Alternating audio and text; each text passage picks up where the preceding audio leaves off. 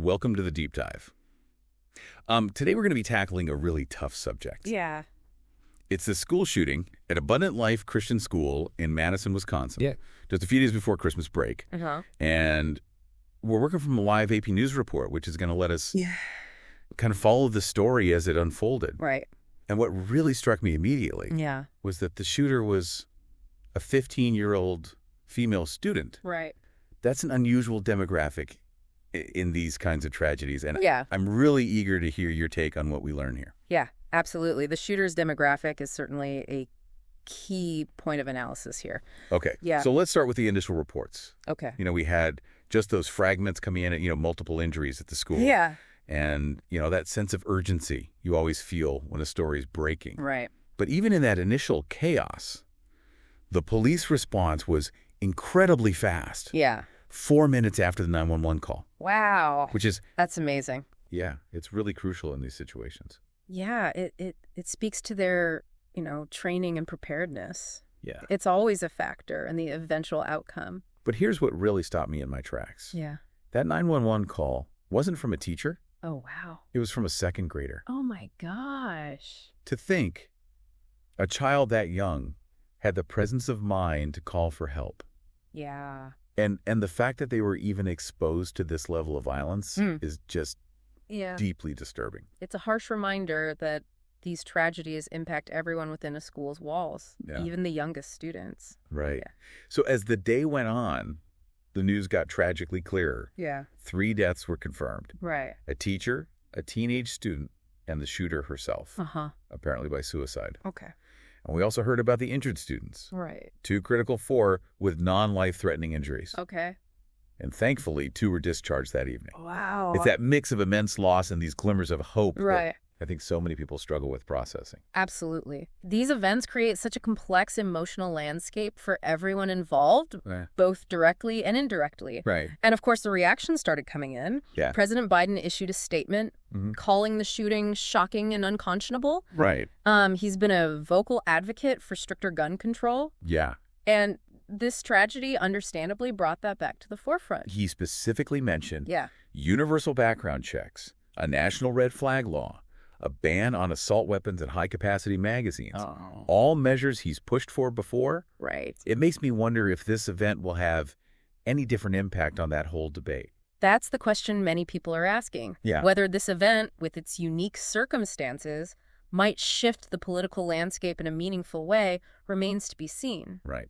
Closer to home, Wisconsin Governor Tony Evers expressed prayers for the school community. Yeah. And gratitude for the first responders. Right. We also saw reactions from figures like Milwaukee Bucks coach Doc Rivers, who was visibly shaken by this. Oh, wow. And his words carried extra weight given, Las Vegas's history with mass shootings.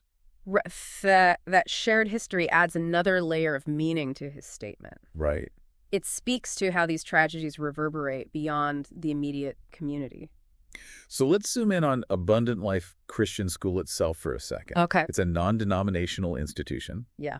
With about 390 students, K through 12. They had cameras, but no metal detectors. Okay. A security detail that I bet a lot of schools are now reevaluating. Yeah. Every time an event like this happens, those conversations about security protocols get reignited. Yeah. The balance between creating a safe environment and maintaining a sense of normalcy is difficult to strike. Right. There's no one-size-fits-all answer. And that brings us to the voices we can't forget.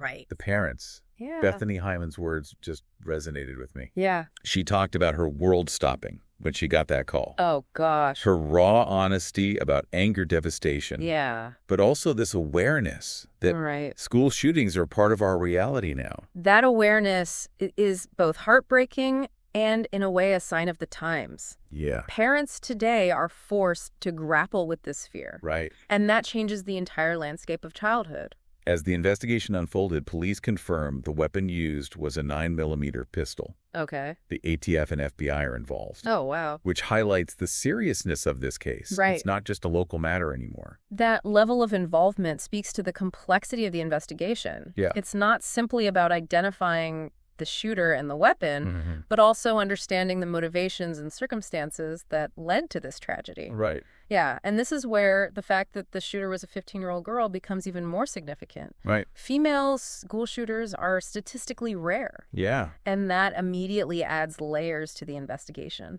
That's what I found so compelling about this case. Yeah. It goes against the grain of what we typically see in these situations. Right. You mentioned the K-12 school shooting database. Yeah.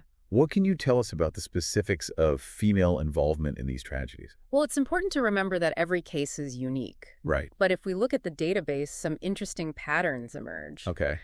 For instance, female school shooters are more likely to target specific individuals they have a grievance with rather than engaging in indiscriminate violence. So their motivations might be more targeted and personal? That's what the data suggests. Okay. And if we look at the 1979 San Diego case you mentioned earlier, Right. that involved a 16-year-old girl targeting classmates she felt had bullied her. Right. It's a chilling reminder that even seemingly ordinary conflicts can escalate to unthinkable acts of violence. It makes you think about how we address conflict resolution in schools. Right. How we equip young people with the tools to manage their emotions and handle disagreements constructively. Absolutely. Social and emotional learning is crucial. Yeah. Especially in today's world where online interactions can amplify conflicts and create a breeding ground for negativity. And it's not just about social conditioning. Yeah. Mental health obviously plays a huge role in these situations. It's a critical factor. Yeah. And while mental illness is not a predictor of violence, Right. understanding the complexities of mental health is crucial for both prevention and intervention. In this case, we don't yet know much about the shooter's mental state. Right. That's something investigators will be piecing together. Yeah. But it raises the question, are there warning signs we should be looking for? That's where early intervention becomes so important. Okay. Recognizing changes in behavior, providing access to mental health resources, Yeah. creating a culture of support within schools and communities, these are all pieces of the puzzle. And then there's the issue of copycat behavior. Right. I know there's debate about whether media coverage of school shootings can inadvertently inspire others to act similarly. It's a sensitive topic, and the research is mixed. Some studies suggest that there's a potential for contagion, especially among individuals who are already vulnerable or struggling with mental health issues. But how do you balance that with the need to inform the public, right, to report on these events without sensationalizing them? It's a tightrope walk.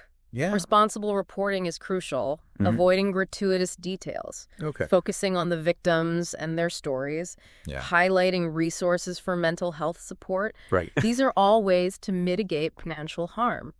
And, of course, we can't ignore the elephant in the room, access to firearms. That's a fundamental piece of this conversation. Yeah. The fact that the shooter had access to a 9mm pistol raises a lot of questions. And that's where the political debate gets even more heated. There are strong opinions on both sides of the gun control issue. Yeah. And it's important to acknowledge those different perspectives.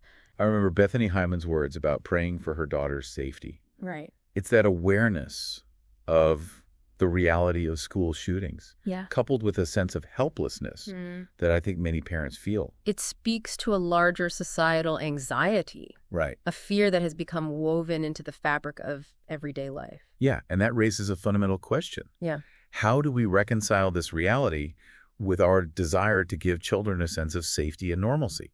That's the million-dollar question, isn't it? It is. And there are no easy answers. No, there aren't. But by examining these cases, by understanding the interplay of factors, from social dynamics to mental health to access to firearms, we can begin to chip away at the problem. It's about finding solutions that address the root causes, not just the symptoms. Exactly. And that requires a multifaceted approach. Yeah. Investing in mental health resources, fostering positive school climates, promoting responsible media coverage, engaging in constructive dialogue about gun control. It's a complex puzzle.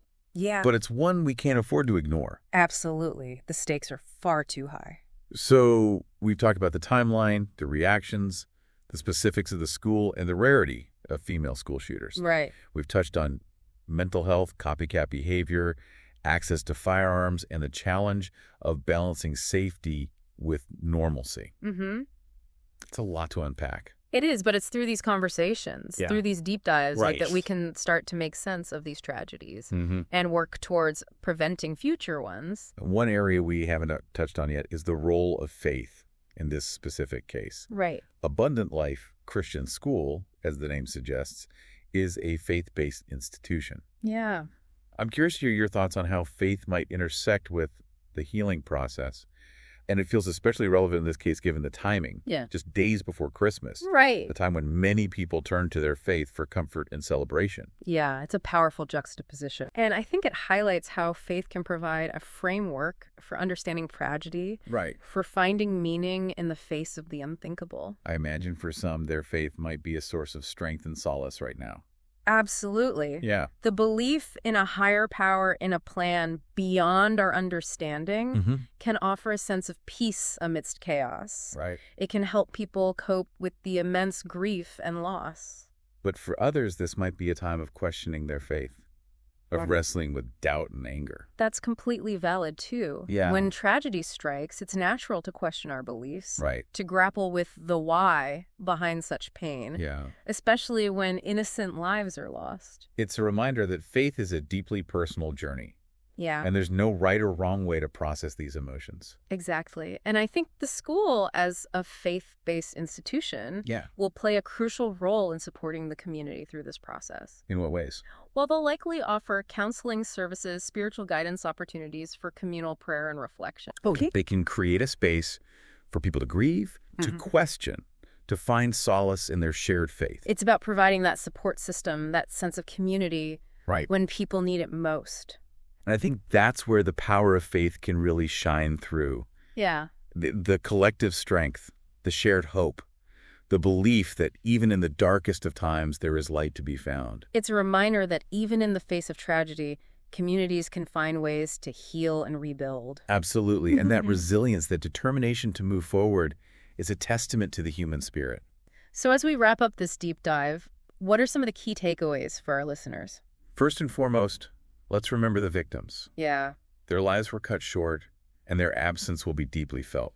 We send our condolences to their families, friends, and the entire Abundant Life community. We also can't forget those who were injured both physically and emotionally. Right. The healing process will be long and challenging. And let's acknowledge that this event, while unique in some ways, speaks to a larger issue in our society. Yeah. School shootings are a tragic reality. Right. And we need to continue those difficult conversations about prevention and intervention. Bethany Hyman's words about praying for her daughter's safety really struck me. Yeah. It reflects the anxiety many parents feel, that awareness of the world their children are growing up in. It's a sobering reminder that we need to find ways to create a world where children can learn and grow without the fear of violence. That's a powerful message to end on. Yeah. This deep dive has been challenging but essential. Absolutely. Thank you for sharing your expertise and insights. It's been my pleasure, and thank you to our listeners for joining us as we explored this complex and heartbreaking issue. Until next time, keep asking those tough questions, keep seeking understanding, and keep working towards a better, safer world for all.